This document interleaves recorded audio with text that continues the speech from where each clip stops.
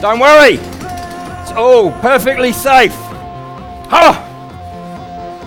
Only joking. I've taken the saw off. It's perfectly safe. Safe for me, safe for you, but more importantly, safe for trees, because we're cutting far too much of our trees off. I'm a tree consultant, not a surgeon. I'll start my slides. I used to say I don't own a chainsaw. I can't say that anymore because I've bought that one. Bought that one for this talk, for the effect. But I don't use a chainsaw. Begrudge buying that really, but at least while it's sat there safely, it's not out there murdering innocent trees. So I have saved some trees. I'm Tom Thompson. I'm a tree consultant, an activist, an upcoming author, and an international speaker on the Treeconomy, promoting the value and benefits of our tree resource for our health, our wealth, and our well-being. I've been in the industry for over 20 years. I've had my business over 8 years, and I've planted over 1 million trees. Not myself, I'd still be doing that now, but overseeing the planting of over 1 million trees. That's still not enough. And I manage trees. But I do own one of those, but I don't use one of those. So how can I manage trees without a chainsaw?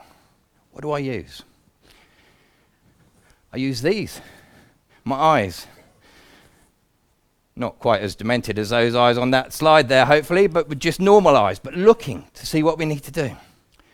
I use binoculars to get a closer view. I don't climb trees, I'm ground-based, but I use binoculars to see what I need to see. And I use this. Who said receding hairline? Is that you? You're not a tree surgeon, eh? We use our brains and think about it. See, what most people do when they have a tree-related problem is they go and ask a tree surgeon. What they're doing there is asking someone who gets paid by how much tree he cuts off what he thinks they should do. I can see a potential flaw in that system. Maybe it's just me. But it's insane, isn't it? We wouldn't do that with our own health. If we had a pain in our stomach, we wouldn't go to the hospital, go to the operating room and say, "Excuse me, Mr. Surgeon, when you finish doing that one, I'll just hop on the trolley. You've got all the equipment here, you've got your tools, you might as well do me as well. Cut me open and do your stuff." That would be absolutely mental, wouldn't it? But that's what we do with our trees. When it comes to our health, our pets, or our trees, we should speak to a consultant before we speak to a tree surgeon. So a little bit of history about trees. The first trees were Claxodopsida. I may even have said that wrong. They were Devonian. Don't worry for our Cornish contingent, that's nothing to do with the strange lot just over the county border. Devonian period. That was over 350 million years ago. Long time ago. Then we got the coniferous trees, the triangle trees, Christmas trees if you like. That was over 300 million years ago. And then we got the broadleaves, the lollipop trees, the deciduous ones that drop all the leaves in autumn. They came around about just under 300 million years ago. 250 plus. Humans, they came along 300,000 years ago. And 1830, it's an interesting date. Can anyone tell me what happened then? We invented those things. Chainsaws, not quite as fancy and shiny as that one. That's when we had the first chainsaw. So how did these trees get on before we came along and before we invented them? They were doing fine without us. That's not the whole story, because we are living close to trees, and there is a certain amount of tree surgery that does need doing. A little bit, but we have far too much. Not all of it's necessary, it's very expensive, and you need to speak to a consultant. and it's urban trees. That's my area, trees in cities. That's where the magic happens. We need more trees in our cities. So why do we need that, Tom? What's the importance of trees? They give us oxygen, that's quite important. They take in carbon dioxide and water and produce oxygen for us, and they grow. And they produce timber and and fruit and all sorts of amazing things for us. And they reduce the CO2. On their own, they're not going to solve the climate crisis, but they are a contributing factor. But they give us air to breathe. But more important than that, they give us clean air in our cities. They remove pollution. And that's fantastic. They're doing their job. So if we take them away, we've got more pollution. That affects our physical health. Clean air, that's what we want. That's what we crave. Removing the pollution there, that's not quite London, but that paints the picture of what we've got going on. Trees are part of the answer to most of our problems. Seen there? Flooding. They'll help to prevent that. You can't plant one tree and address that issue. But millions of trees are getting cut down further upstream, and the water's running off and it's collecting in the lower area, the lowland areas where we've built our cities, near rivers. And we've got a big problem with flooding. And if we put trees in our cities, they help with the filtration, they help soaking up that water, and they reduce the flooding problem. So it has to be part of that. And that's the water cycle. The trees will absorb the water, take it up through their system and get what they need from it, then it will evaporate and go into the atmosphere. That's the water cycle. But that's also the air conditioning cycle. It creates a cooler environment. Our cities are very, very hot. There's a lot of concrete, there's a lot of tarmac, and that heats up in the day from the sun, and it stays warm and slowly releases at night, and that's why we get hot summer nights. So we need air conditioning. We either need physical air conditioning units like the slides, or natural air conditioning. Trees, they're doing the same job. That's the urban heat island that I was talking about, the heating up of our man-made structures. They provide shade as well. Isn't that fantastic? And they give us money. Money doesn't grow on trees. Except it does, doesn't it? Because that's where paper comes from. Until our government decided that we didn't want paper money, we wanted plastic money, because we haven't got enough plastic in the world. Yeah, so that's insane.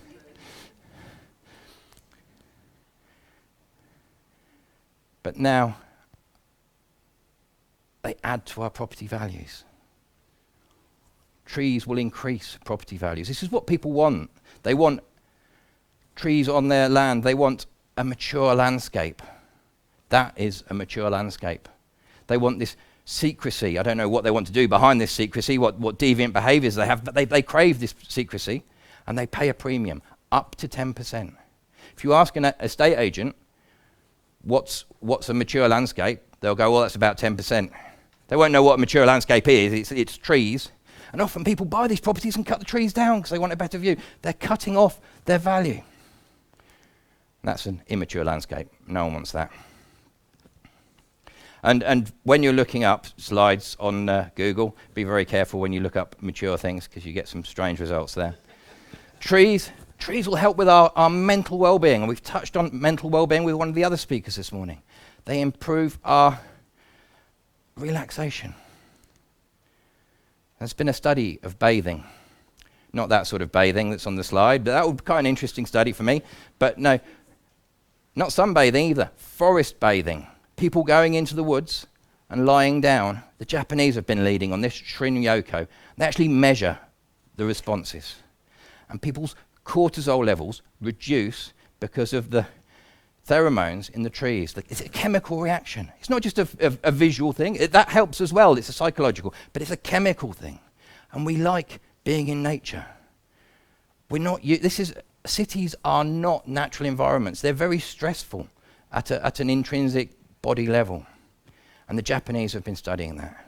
And I think when they finish studying that, they should look at the defecation of habits of these creatures, because that's another long understudied area of science that we also need to crack, because it's obvious, isn't it? We know where these guys go, and we know that trees are relaxing.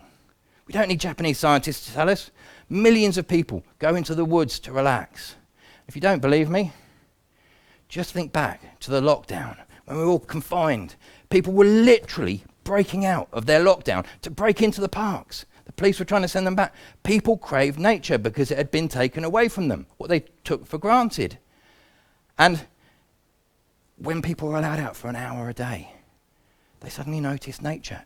They were appreciating nature. They noticed that 20-metre tall tree that was outside their house that they'd never noticed before. It'd always been there. But Tom, trees give us oxygen. They give us all the... What else? What else have trees done for us? What if I could tell you that trees will give us free Wi-Fi? They won't give us free Wi-Fi. That's fake news. That's fake tree news, but imagine if they did give us free Wi-Fi. We'd all want tree. We'd want a forest outside our house, wouldn't we?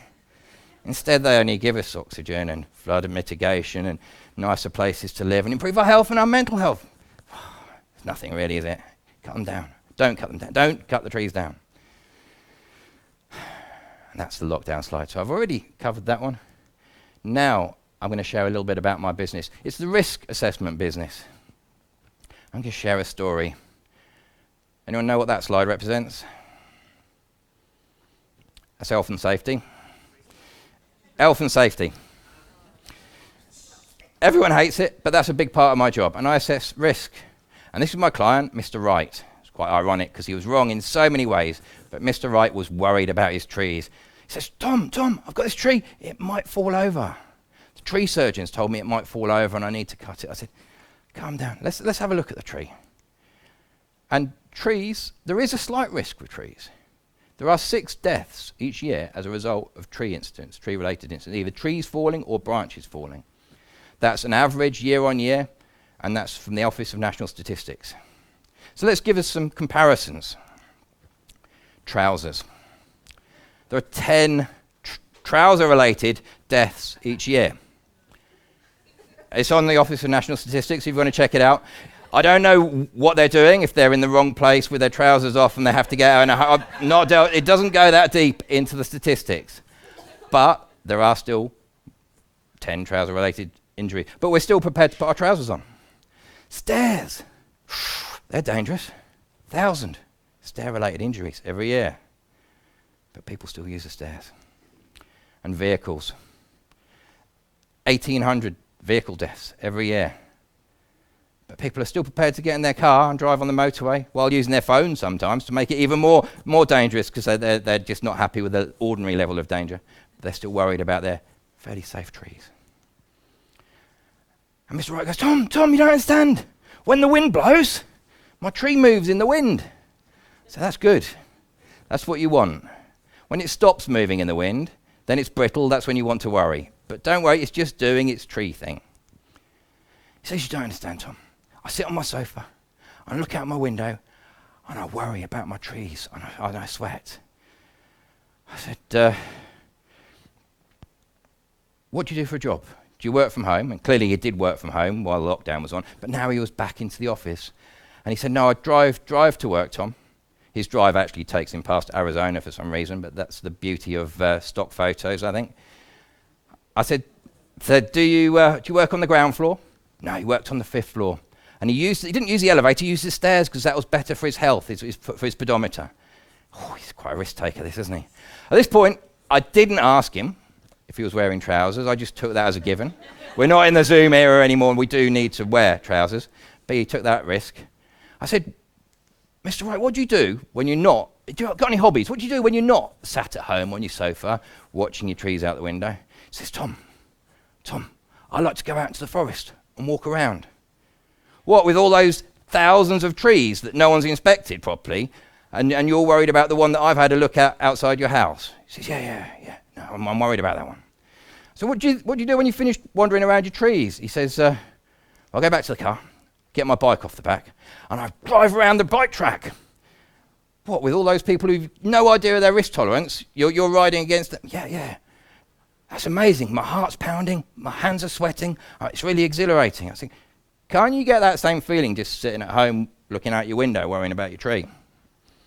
Didn't really understand that one. So we looked at this tree. We did all our technology. We've got ultrasound. We've got micro drills. We can check it out. There's nothing wrong with his tree. And eventually, he was happy. It's still there now. So to sum up, I'm a tree consultant. I'm not a surgeon. I do own a chainsaw. I don't use a chainsaw. I just use my eyes, normal eyes, not demented eyes. Occasionally binoculars, but use my brain, not receding hairline. But trees are important. Trees are important. Not just to me and to you, some of my audience. Not the tree surgeon in the audience, eh? But all these people, these aren't here just to get product placement and payment into my presentation. Not just for that, anyway. But these companies see the value of trees. They market it. So it is value. And that will lead into my upcoming book, Treeconomy. My call to action. My name's Tom Thompson. You can find me on LinkedIn. tomthompson.co.uk. Arbor Cultural is my company. And Tomo Thompson on Facebook. That's all, folks. Trees are important. Cherish them, treasure them, and speak to a consultant before you speak to a surgeon. Thank you. Yeah! Woo, woo, woo, woo, woo! OMG. Tom, I'm not blown away easily because, I consider myself as a strong tree as well, speaking about trees. You see what I did there, yeah? So let's just get closer. Apparently we need to be in front of the camera. Thank you so much. I think that the world needs more speakers like you, buddy. And I had a great time. I mean, I don't laugh easily, But that was beautiful. Thank you so much. Another round of applause. Thank you very much, Tom. Thank you. Pleasure to have you with us. You can follow up this way. Are you taking the... What do you call this? A chainsaw? Yeah. No, it's all right. I like it. Can I use it for now? No, is it dangerous? No, absolutely not. I'll decommission it now.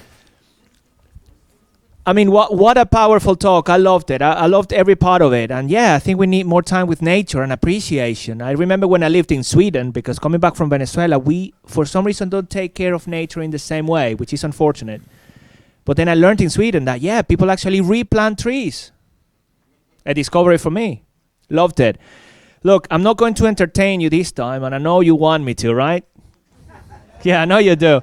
But now I get to introduce... he's not going to be the next speaker, but hopefully he's going to entertain us. He thinks he's funny. What do you people think down there? Over, the people in Zoom. Elliot is going to be speaking next.